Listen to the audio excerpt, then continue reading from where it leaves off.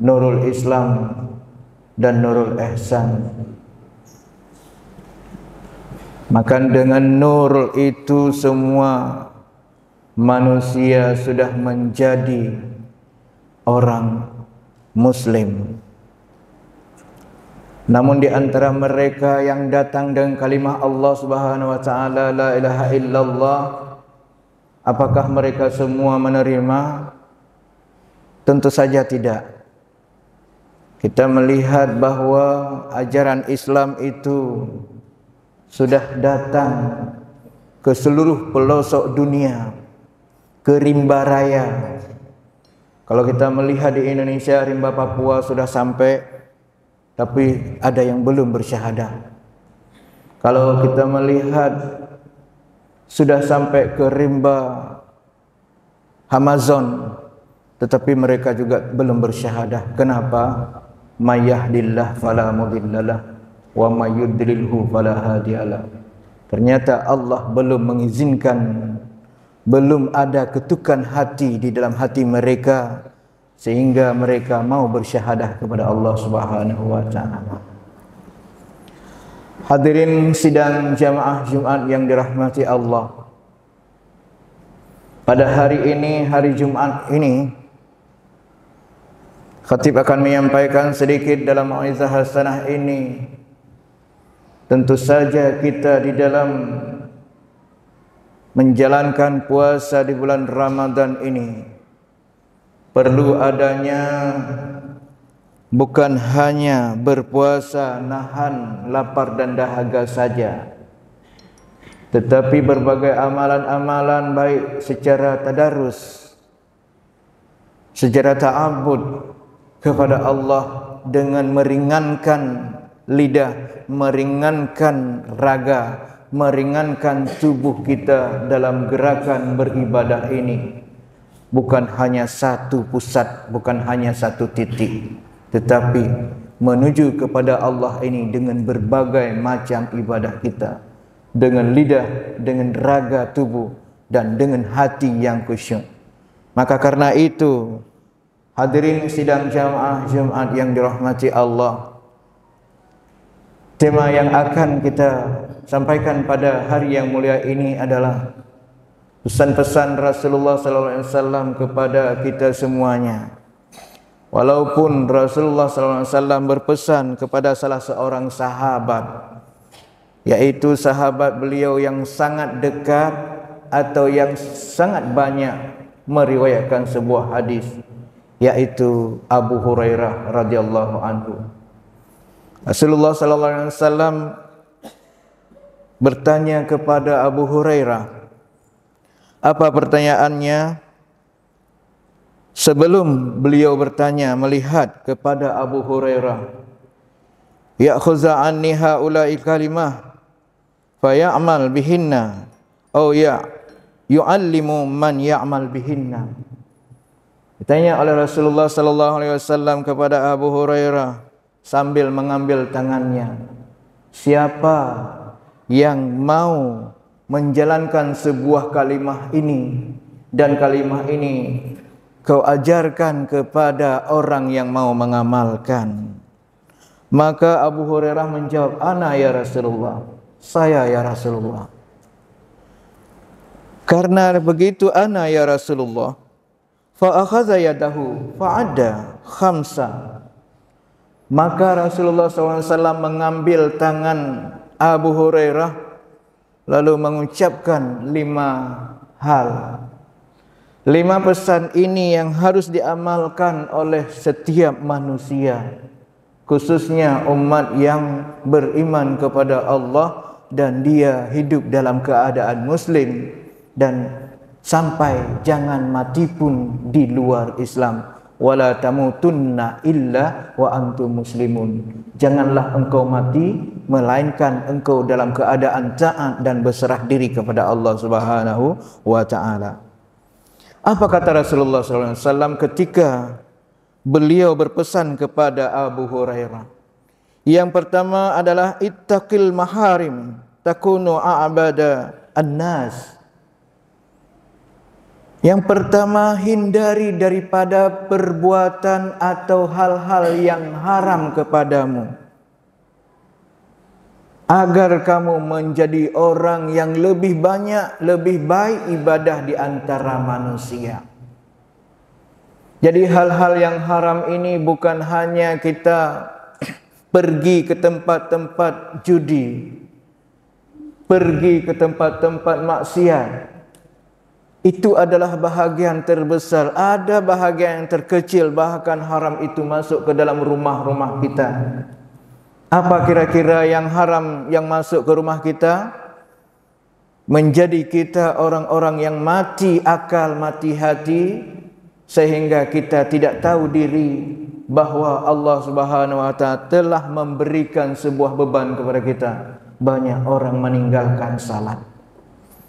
Itu ibadahnya. Dari segi finansial, dari segi harta, banyak orang makan riba. Kadang-kadang bawa pulang harta oleh seorang lelaki kepada keluarganya dengan harta yang menipu orang lain, sehingga makanan yang dimakannya pada anak dan istrinya, sehingga hati keluarga itu tidak ada lagi untuk menuju kepada Allah. Makanan, setetes makanan yang dimakan, setetes minuman yang diminum, sesuap makanan yang dimakan, karena itu makanan dan minuman itu bukan dari halal, maka itu semua hati keluarga itu tidak akan terpetunjuk lagi. Maka oleh karena itu hadirin sidang jamaah Jumat yang dirahmati Allah, ketika kita melihat kenapa ada rumah di situ, kita melihat adem, ayem, tenang, damai. Ternyata mereka banyak sekali yang dia makan itu adalah memang makanan yang halal. Tetapi ada rumah satu lagi di sampingnya. Rumah itu selalu cekcok, selalu mengejek antara orang tua kepada anak, anak kepada orang tua, tidak ada menghormati lagi. Itu adalah disebabkan oleh makanan yang dibawa oleh orang tuanya menjadi makanan yang haram. Dikonsumsikan makanan yang demikian, itu akan menjadi tubuh mereka itu tubuh yang tidak tahu kepada Allah. Hati mereka akan tertutup dengan selaput keharamannya. Maka oleh karena itu, menjauhkan diri daripada segala hal yang haram, baik perbuatan maupun makanan dan minuman. Abu Hurairah mengatakan, iya. Selanjutnya yang kedua, Rasulullah SAW berpesan kepada Abu Hurairah, wa irza bima qasamallahu laka takunu a'nan nas. Yang kedua, Rasulullah berpesan kepada Abu Hurairah, merelakan segala sesuatu pemberian Allah supaya engkau menjadi orang kaya di antara manusia. Yang maksud di sini adalah rela segala sesuatu khitah Allah kepada kita. Bukan hanya harta yang kita dapatin, tetapi jiwa kita yang diberikan oleh Allah Subhanahu wa Ta'ala kepada kita ini jiwa yang tenang. Kadang kita diberikan sakit oleh Allah. Sakit itu datang dari Allah dan obat juga datang dari Allah. Tapi banyak orang ketika sakit banyak mengeluh. Keluhannya itu adalah membuat dia kadang-kadang menjadi syirik, kadang-kadang menjadi ingkar kepada nikmat Allah. Sehingga kita sebutkan dengan kufur nikmat itu adalah orang-orang yang tidak tahu bahwa dia adalah sudah diberikan sesuatu oleh Allah, apakah sesuatu yang enak atau yang tidak enak. Contoh jangan jauh, kita sedang sakit gigi, kita meratap, aduh sakit kali, aduh sakit sekali.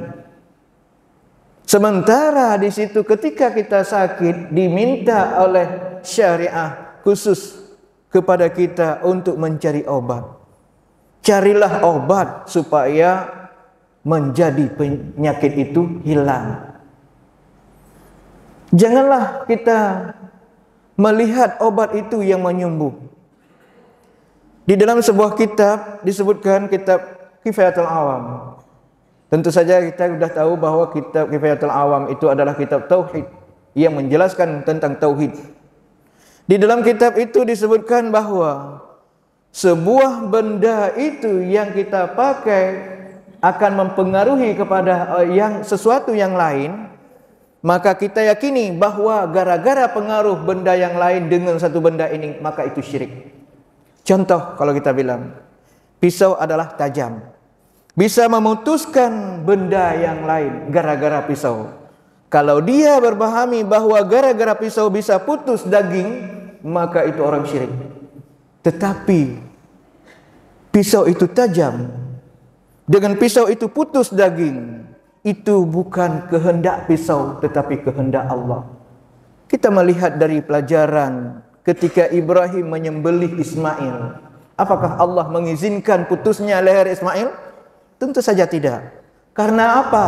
Itu adalah semuanya kehendak Allah, bukan kehendak pisaunya yang tajam.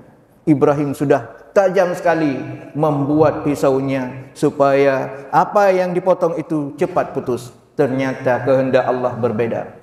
Begitu juga api itu terbakar. Ternyata ketika kita masakkan sesuatu, jangankan mendidih, dia tidak akan hangat sedikit pun.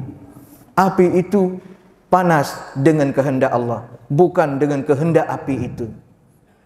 Kita melihat Ibrahim alaihissalam dilemparkan ke dalam api. Apakah Ibrahim dia terbakar? Tentu saja tidak. Maka Ibrahim alaihissalam ternyata jangankan dia terbakar, satu bulu pun yang ada pada tubuhnya tidak akan hangus. Itu disebabkan dengan api, dengan kehendak Allah. Sehingga Allah berfirman kepada api, "Qulna ya narkuni bardan wa salaman ala Ibrahim." Kami mengatakan, wahai api, jadilah engkau dingin dan selamatlah Ibrahim. Itu kehendak Allah. Demikian juga obat. Kita sakit, makan obat, minum obat. Kita memahami bahwa yang menyembuhkan kita gara-gara makan obat, itu adalah syirik. Maka di dalam kitab Kifayatul Awam itu menyebutkan, barang siapa yang minum obat dan dia sembuh, lalu dia menganggap gara-gara sembuh itu disebabkan oleh obat, maka itu adalah syirik. Ternyata Allah Subhanahu wa taala memberikan kehendaknya melalui obat itu. Allah berkehendak kepada orang sakit itu akan menjadi sembuh. Maka hadirin sidang jamaah Jumat yang dirahmati Allah, disitulah perlu hati kita dengan ridha kepada Allah Subhanahu wa taala yang diberikannya. Maka selalu kita mintakan kepada Allah, Allahumma inna nas'aluka ridhaka wal jannata wa na'udzubika min sakhatika wan nar. Ya Allah, kami mohon kepadamu dengan ridhamu, dan juga kami mohon kepadamu surgamu, dan jauhkanlah kami daripada api neraka. Itulah kita minta ridha kepada Allah. Dan kita harus ridha dengan segala pemberian daripada Allah Subhanahu wa taala. Hadirin sidang jamaah Jumat yang dirahmati Allah. Selanjutnya perintah pesan Rasulullah sallallahu alaihi wasallam kepada Abu Hurairah, "Wa ahsin ila jaraka takun mu'minan." Perbaiklah budi terhadap tetanggamu supaya kamu menjadi orang mukmin. Tetangga itu kalau menurut Imam Syafi'i 40 rumah ke depan, 40 rumah ke samping, ke belakang, ke samping kanan, ke samping kiri. Seandainya ada 40 rumah ke atas, 40 rumah ke bawah, itu juga bisa tetangga. Maka berbaik dengan tetangga itu adalah menjadi orang yang mukmin. La yu'minu ahadukum hatta yukrim jarah. Tidak sempurna iman seseorang kalau dia belum berbaik budi dengan tetangganya. Selanjutnya yang kelima, bahwa ayuhibba linnasi ma tuhibbu li nafsihi takunu musliman. Hendaklah mencintai sesama manusia ini sebagaimana mencintai dirinya sendiri, agar dia menjadi orang muslim yang sempurna. Saling cinta mencintai, saling kasih mengasihi, saling sayang menyayangi sesama manusia. Itu adalah perintah Allah. Bukan hanya Allah memerintahkan ibadah ini secara vertikal saja, tetapi juga harus adanya ibadah secara horizontal, atau yang dimaksud dengan hablum minallah dan hablum minan nas. Bukan hanya sesama manusia, bahkan cinta itu kepada alam semesta. Seekor semut yang berjalan di jalan kita pijak dengan sengaja, maka berarti akhlak kita tidak ada terhadap alam semesta. Sebuah pohon atau rumput yang tidak mengganggu kita, kita cabut dia, itu akhlak terhadap alam semesta tidak ada. Begitu juga hal-hal yang kebersihan lainnya. Maka ini yang harus kita jaga, bahwa moral kita kadang kita tidak sadari bahwa itu adalah sudah melampaui batas. Yang paling baik kita berjalan di jalan itu, ada sesuatu yang melanggar di jalan itu, perlunya kita buang. Tapi kebanyakannya orang, itu urusan orang kebersihan, itu urusan cipolan, itu urusan orang lain, sehingga kita tidak bisa mendapat pahala sedikit pun. Selanjutnya yang terakhir, la taksir ad-dahaki fa inna ad-dahaka tamutul qalbi. Janganlah, itu pesan Rasulullah SAW yang kelima, janganlah banyak ketawa, karena banyak ketawa itu akan mematikan hati. Kita ketawa sebenarnya perlu, tapi bukan berlebihan. Kalau kita melihat pada tahun 85 di Jepang, itu ada training ketawa. Kenapa? Mereka itu sudah sibuk dan sangat serius dalam bekerja, sehingga mereka itu tidak sempat ketawa dan tidak sempat bersenda gurau. Sehingga tahun 85 dibuatlah sebuah training ketawa di sana. Setelah dibuat secara teori ketawanya itu harus menyenangkan diri, maka ternyata dengan teori ketawa itu tidak bisa orang ketawa, tetapi praktek ketawanya bagaimana. Maka setelah diberikan teori, berdiri berbaris semuanya, pegang tangan, sama-sama angkat tangan dengan mengucapkan hahaha, hahaha. 15 menit tidak ada yang lucu. Setelah setengah jam baru ada yang lucu, mereka baru bisa ketawa. Ternyata kenapa mereka tidak bisa ketawa? Karena memang selama mereka hidup serius dalam bekerja, tidak bisa ketawa sedikit pun. Sehingga pada waktu itu training, dibilang pun yang lucu, tidak bisa lucu sampai mereka. Kenapa? Karena mereka tidak bisa ketawa lagi. Itu pada tahun itu. Tetapi oleh pemerintah untuk menerapkan hal itu, jangan sekali-kali kita bekerja serius sekali sehingga stres. Kalau sudah stres, semua pekerjaan kita akan menjadi tidak baik.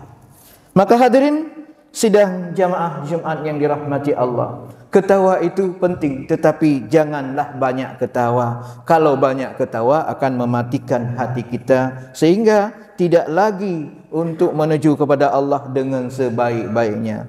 Maka karena itu mari kita camkan 5 pesan Rasulullah SAW ini, sebagaimana yang telah dipesankan kepada Abu Hurairah radhiyallahu anhu. Hadirin sidang jamaah Jumat yang dirahmati Allah, demikian tausiah tingkat dalam khutbah yang mulia ini. Maka selanjutnya kita masuk ke dalam rukun 2 al-khutbah. Hadanallahu wa iyyakum ajma'in. Astaghfiruka wa atubu ilaik. Walhamdulillahi rabbil alamin. Alhamdulillahi rabbil alamin. Wassalatu wassalamu ala sayyidina Muhammadin wa ala alihi wa sahbihi ajma'in. Amma ba'du. Ayuhan nas, ittaqullaha haqqa tuqatih wa la tamutunna illa wa antum muslimun. A'udzu billahi minasy syaithanir rajim. Bismillahirrahmanirrahim. Ulaika ala hudan mir rabbihim wa ulaika humul muflihun. Barakallahu li wa lakum fil Qur'anil azim wa nafa'ni wa iyyakum bima fihi minal ayati wa dzikril hakim wa taqabbala minni wa minkum tilawatahu innahu huwas samiul alim.